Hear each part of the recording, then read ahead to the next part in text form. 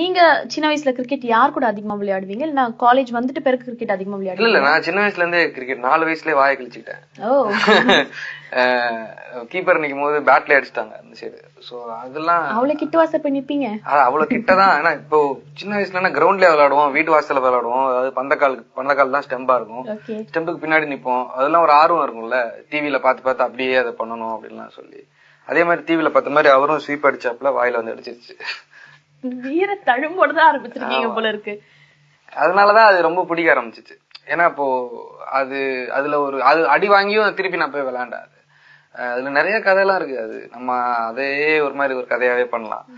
அடி வாங்கியிருக்கேன் அப்பா கிட்ட கிரிக்கெட் விளையாண்டதுக்காக. டீச்சர் கிட்ட சத்தியம் பண்ணி கொடுத்துருக்கேன், கிரிக்கெட் விளையாட மாட்டேன் இனிமேல் அப்படின்னு. சோ அதெல்லாம் நடந்திருக்கு நிறைய. ஓகே. சத்தியம் பண்ணி கொடுத்த பிறகும் படம் எடுக்கிற அளவுக்கு தைரியம் வந்திருக்கு உங்களுக்கு. எது நமக்கு பிடிச்சிருக்கோ அதுலதானே நம்ம பெருசா வருவோம். அது பேசிக்கான ஒரு விஷயம் தான். நமக்கு எது பிடிச்சிருக்கோ அது நம்மள விடாது. நமக்கு ஒரு விஷயம் பிடிச்சிருச்சுன்னா அது நம்மள விடாது கடைசி வரைக்கும். ஓகே.